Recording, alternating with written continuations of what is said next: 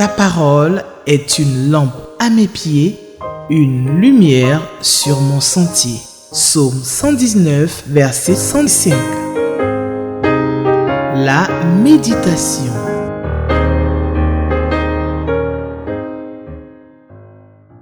Fidèles téléspectateurs d'Espérance TV, que la grâce et la paix de Jésus-Christ soient votre partage.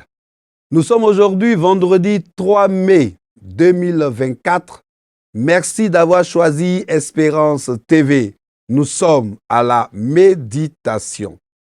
La Ligue pour la lecture de la Bible nous propose pour ce jour, donc ce 3 mai 2024, le texte du Psaume 70 du verset 1 jusqu'au verset 6.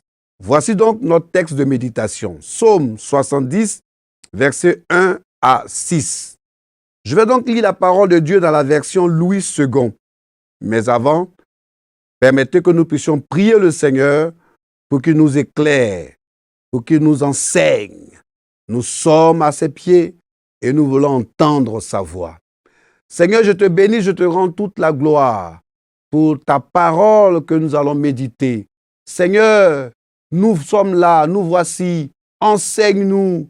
Oh Seigneur, donne-nous l'éclairage nécessaire pour que ta parole, qui est une lampe à nos pieds et une lumière sur notre sentier, puisse encore et encore nous éclairer.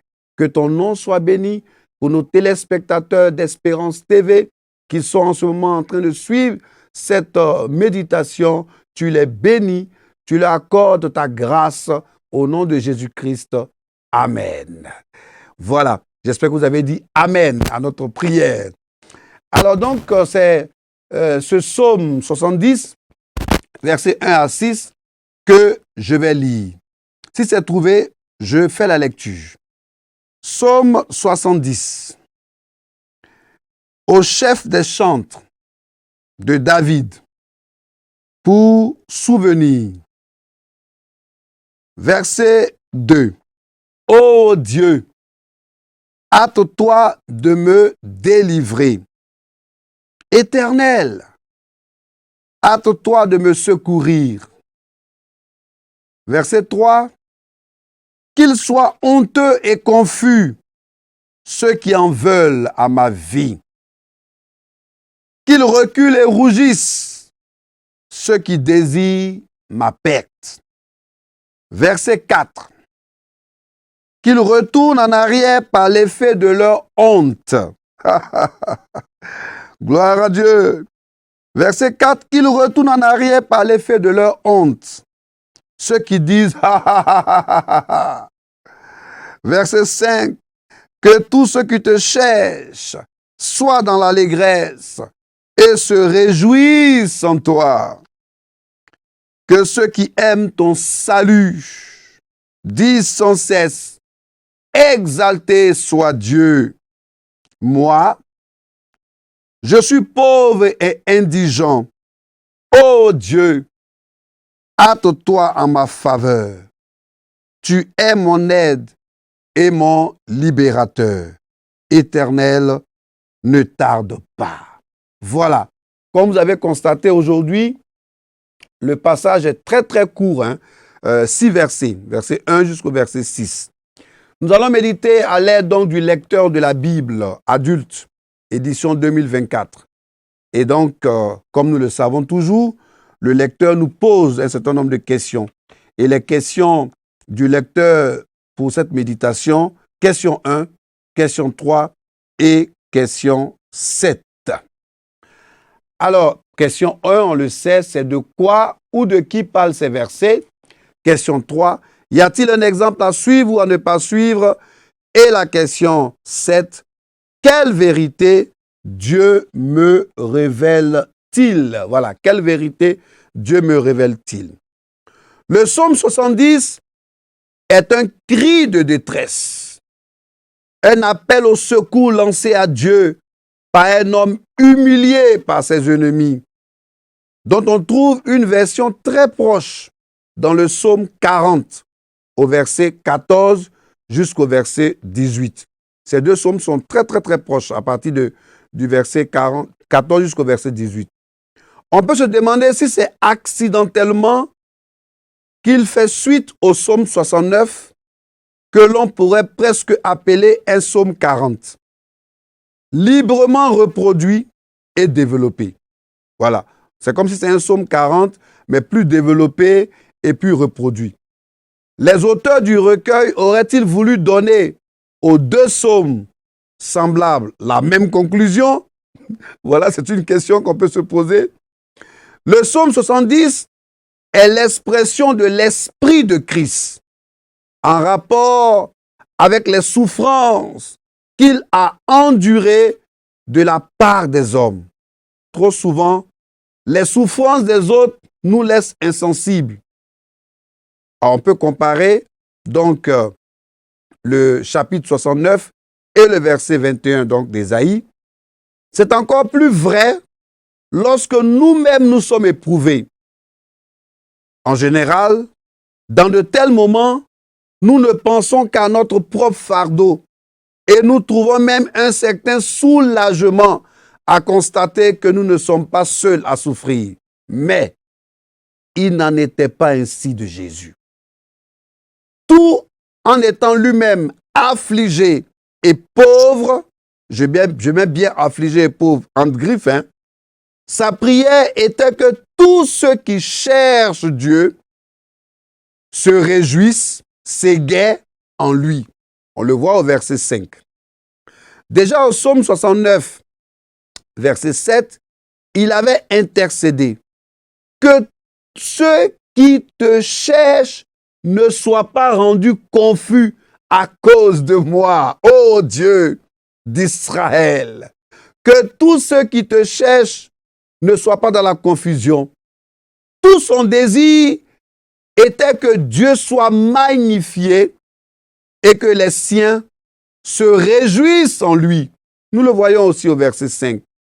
En revanche, la honte et la confusion atteindront ceux qui ont cherché sa vie, ceux qui ont pris un insolent plaisir à son malheur. Au verset 3. Mais nous savons qu'aucun désir de vengeance, comme ceux des versets 3 et 4, n'est monté dans le cœur du Sauveur. Nous pouvons peut-être nous arrêter un petit peu là. Jésus était en train de souffrir, mais il n'avait pas un désir de vengeance envers ceux qui lui faisaient du mal, ceux qui l'ont même amené jusqu'à la mort. Le cœur du Sauveur Jésus-Christ est plein d'amour. Au contraire, au plus profond de sa douleur, il s'occupait en grâce de ceux qui le tourmentaient. Waouh! Quel amour, quel amour, quel amour, quel amour. Et puis il demandait de leur pardonner. Il demandait de leur pardonner. Nous pouvons voir ça en Luc 23, verset 34. Voici plantez le décor de cette méditation. Allons-y donc au découpage verset par verset. Alors, au verset 1, pour rafraîchir notre mémoire et pour une meilleure compréhension, je vous conseille de lire Psaume 38, verset 1. Psaume 38, verset 1. Allons-y au verset 2. Le texte plus complet du Psaume 40 porte ces mots. Qu'il te plaise, ô Éternel, de me délivrer. Je vous avais déjà dit que le Psaume 40 du verset 14 jusqu'au verset 18 était très proche de ce psaume que nous sommes en train de lire, c'est-à-dire le psaume 70. Allons-y au verset 4. Ceux qui disent « ha ha ha ha ha » waouh, ils se réjouissent, ils sont contents. Ah, le voici, il est dans le malheur. Il est chrétien, elle est chrétienne, il est dans la confusion. Waouh, waouh, waouh, ça jubile. Ils ont voulu couvrir de honte un innocent. Que cette honte retombe sur eux. Les faces disparaissent de la scène. Alléluia. Chers téléspectateurs, j'arriverai. d'Espérance TV. Ceux qui vous en veulent, là, ceux qui crient ha ha ha ha ha, ils seront couverts de honte et ils vont disparaître de la scène au nom de Jésus-Christ parce que vous êtes enfants de Dieu. Verset 6. Ô Dieu, hâte-toi, hâte-toi. Seigneur, hâte-toi. L'affirmation du psaume 40, l'Éternel pense à moi, est transformée ici en prière. Le psaume 40, que je vous conseille vraiment de lire, alors, il est transformé ici en prière. Allons-y donc avec les questions du lecteur. Question 1. De quoi ou de qui parlent ces versets? De quoi ou de qui parlent ces versets? Évoluons donc dans notre méditation. Question 3. Y a-t-il un exemple à suivre ou à ne pas suivre? Et question 7. Quelle vérité Dieu me révèle-t-il? Allons-y pour la première question. De quoi ou de qui parlent ces versets? De quoi? Moi, j'ai noté de la délivrance, du secours, de la honte. Donc, j'ai dit de la délivrance, du secours, de la honte, de la confusion, de la joie, de l'allégresse, de la pauvreté. Vous pouvez noter aussi d'autres de quoi, hein? De qui? De David, de Dieu, de l'Éternel, des ennemis. Voici ce que j'ai pu noter. Pour la deuxième question, y a-t-il un exemple à suivre ou à ne pas suivre? Exemple à suivre. L'exemple de David qui confie sa vie, son sort à l'Éternel. Il confie sa vie et son sort à l'Éternel. Qui ne s'appuie pas sur ses exploits passés. Attention, il ne s'appuie pas sur ses exploits passés. L'exemple de David qui espère en l'Éternel seul. Vous savez, il y a de cela quelques années, j'avais composé cette chanson. L'Éternel Dieu est pour nous un abri sûr. L'Éternel Dieu est pour nous un abri sûr. Oh, un abri sûr. Un abri sûr. Que j'avais donc composé et fait chanter aux enfants du groupe Sephora, que je salue au passage. Exemple à ne pas suivre. Bien sûr, c'est le contraire de ce que je viens de dire, c'est-à-dire compter sur ses propres forces. C'est l'Éternel qui est notre abri sûr. Compter sur ses propres expériences et ses exploits antérieurs. Nous ne sommes rien, nous n'avons rien, nous ne pouvons rien. Nous devons nous attendre seulement à Dieu, compter que sur lui. Alors la troisième question, quelle vérité Dieu me révèle-t-il? Question numéro 7 du lecteur. Si nous évoluons, nous allons voir donc que Dieu me révèle qu'il est le Dieu de ma délivrance, qui m'apporte le secours. Dieu m'apporte le secours. Dieu me révèle qu'il ne m'abandonne pas. J'ai envie de dire comme la Bible, il ne m'abandonne point. Pour parler d'une négation absolue, il ne m'abandonne point. Dieu me révèle son attachement à lui. C'est-à-dire, il me révèle que je dois m'attacher davantage et davantage en lui. J'aime bien ce chant. Ne t'appuie pas sur ta sagesse. Mets en l'Éternel ta confiance et ne t'appuie pas sur ta sagesse. Ne t'appuie pas sur ta sagesse. Je t'en prie, ne t'appuie pas sur ta sagesse. Espère en Dieu et en Dieu seul. Espère en Dieu et en Dieu seul. Ne t'appuie pas sur ta sagesse. Alléluia, alléluia, alléluia. Je suis heureux de partager la parole de Dieu avec vous.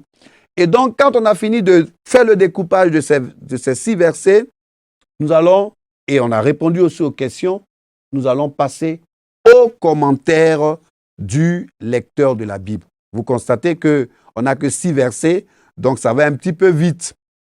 Alors, le commentaire du lecteur de la Bible.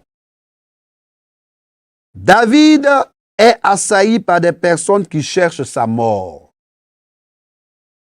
qui n'attendent que de le voir périr. Que fait-il? Délivre-moi, Éternel. C'est en Dieu seul qui se confie et de qui il espère le salut. Ce n'est pas dans la force des chevaux, ni de ses exploits passés, je l'avais déjà dit, qu'il trouve ses forces. Vers qui ou quoi te tournes-tu quand tout semble noir autour de toi? Chers téléspectateurs, vers qui tu te tournes? Ta force, ton argent, tes galons, ton pouvoir? Par quoi passes-tu présentement? Je ne sais. Dieu le sait. Vas-tu suivre l'exemple de David? Que dit Romains 10, verset 11 à ce sujet? David sait que s'attacher à Dieu est le secret pour être débordant de joie et de paix. Que veut dire être attaché à l'Éternel? Comment évalues-tu ton degré d'attachement à Dieu? C'est une question que je vous pose. Comment évaluez-vous votre degré d'attachement à Dieu? Heureux les pauvres en esprit, car le royaume des cieux est à eux. C'est selon Matthieu 5, verset 13. David, au cœur des tourments, s'avoue pauvre et indigent. On a vu cela au verset 6. Il s'attend exclusivement à Dieu. Il n'a pas sa sagesse, ses relations ou son argent comme appui. Vos relations, nos relations, ce sont des appuis éphémères, passagers. Son tout, et mettez le tout là, grâce soulignée, se trouve en l'Éternel, Dieu. Gloire soit rendue à Dieu par Jésus-Christ, le libérateur de toute détresse et angoisse. Le Seigneur est capable de délivrer quiconque fait appel à lui. Il a payé la rançon par sa mort sur la croix. Il t'a fait une autre fois pour toutes. Il l'a fait une fois pour toutes. La vérité qui se dégage donc de ce commentaire, l'Éternel est le sûr abri qui ne manque jamais. Alléluia, alléluia, alléluia, alléluia, alléluia. L'Éternel est le sûr abri. Mais ça m'amène encore à rechanter cette composition que je vous dis, que j'ai composée dans des moments où c'était extrêmement difficile pour moi. Extrêmement difficile. Je n'avais que les regards tournés vers Dieu, tournés vers Jésus-Christ. L'Éternel Dieu est pour nous un abri sûr. L'Éternel Dieu est pour nous un abri sûr. Oh, un abri sûr. Un abri sûr. Oh, quel beau nom de Jésus nous chanterons. Oh, quel beau nom de Jésus nous chanterons. Dans le ciel, nous chanterons. Nous chanterons. Je sais, ils sont nombreux ceux qui se rappellent encore de cette chanson que j'avais composée et fait chanter aux enfants du groupe Sephora.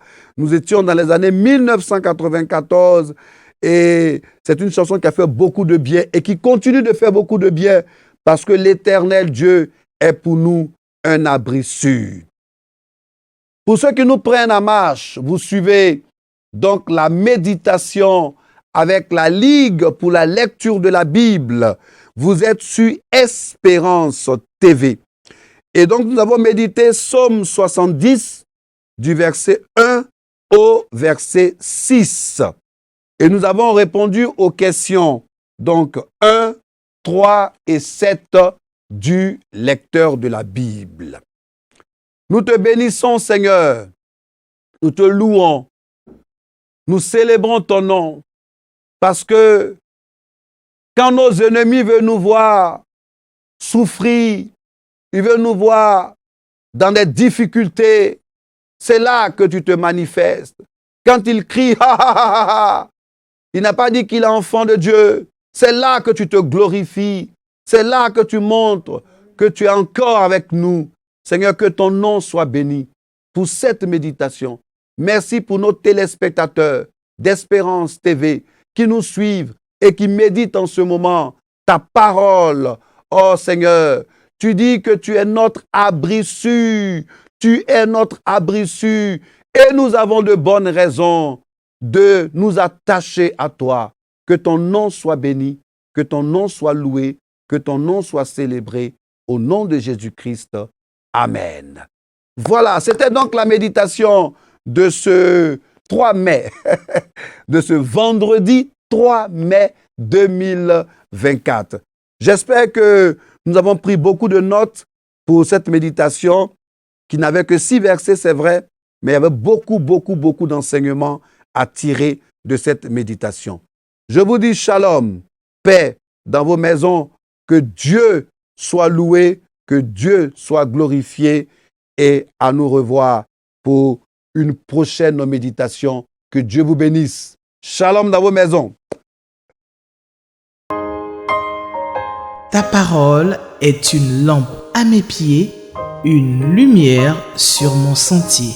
Psaume 119, verset 105. La méditation.